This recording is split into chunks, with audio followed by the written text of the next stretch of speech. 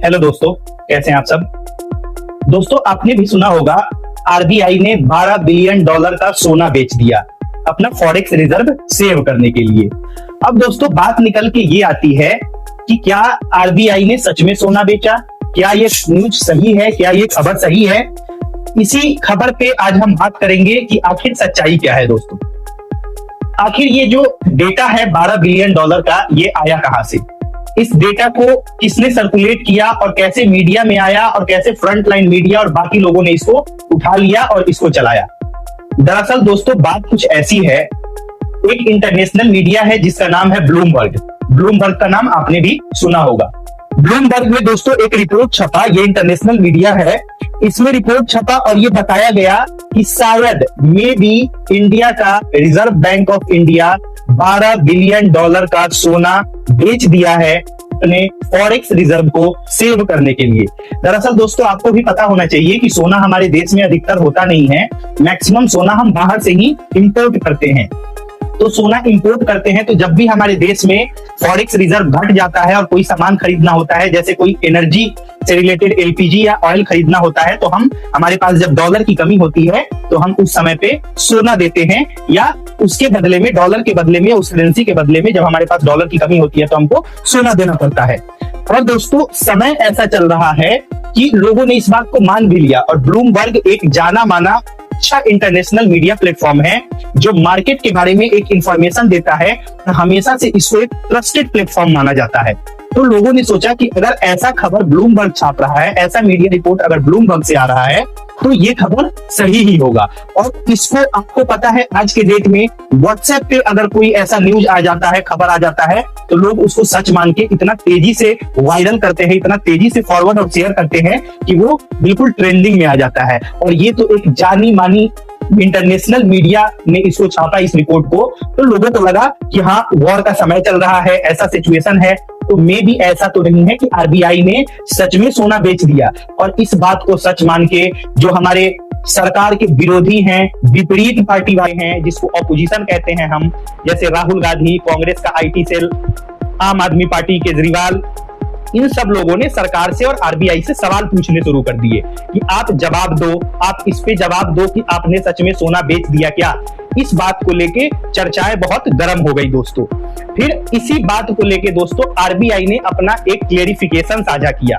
उस क्लेरिफिकेशन में डॉक्यूमेंट भी अटैच किया, डेटा भी अटैच किया, और आरबीआई ने यह बताया कि ऐसी कोई बात नहीं है। आरबीआई के रिजर्व्स में 880.52 मेट्रिक टन सोना पहले भी था और अब भी है। हमने कोई सोना नहीं बेचा। ये आरबीआई की तरफ से क्लेरिफिकेशन आया दोस्तों कि हमने कोई सोना अभी तक नहीं बेचा। ये आरबीआई का क्लेरिफिकेशन था। अब आरबीआई के क्लेरिफिकेशन आने के बाद भी बहुत सारे लोगों ने ये कहा कि आरबीआई ये जो हमें रिपोर्ट दे रहा है, ये अप्रैल तक का दे रहा है। और मई का रिपोर्ट जब उसने देखा आरबीआई का लोगों ने, तो बड़े बड़े पत्रकार ने, मीडिया जगत ने, फ्रंट लाइन मीडिया ने इस बात पे सवाल उठाया कि जो हमें अप्रैल में दाम दिख रहा है, रेट दिख रहा है सोने का, कि हमारे पास इतने का सोना है, उससे हमें कमी दिख रही है मई और जून वाले के बीच में। तो हो सकता है कि मई में ही आपने ये काम किया हो, मई में ही सोना बेचा हो। तो इस बात का मैं आपको एक हिंट देता हूं दोस्तों। जैसे कि आपको पता होगा कि इंडिया में जो सोने का रेट चलता है वो 10 ग्राम से चलता है, जिसको 1 तोला बोलते हैं। और जो विदेशी मार्केट में, इंटरनेशनल मार्केट में रेट चलता है वो 28 ग्राम के हिसाब से चलता है। और अगर हम दोस्तों इसी रिपोर्ट को देखें तो 15 से 22 मई के बीच में $4.5 का गिरावट आया। जब $4.5 का गिरावट आया तो जाहिर सी बात है कि जब इंटरनेशनल मार्केट में सोना का दाम घटेगा तो जो हमारे पास सोना एक्चुअल में पड़ा हुआ है, हमारे पास वजन तो वही है लेकिन दाम घट गया। इसीलिए जो वो डेटा अटैच किया था आरबीआई ने, उसमें हमको दाम घटा हुआ सो हुआ।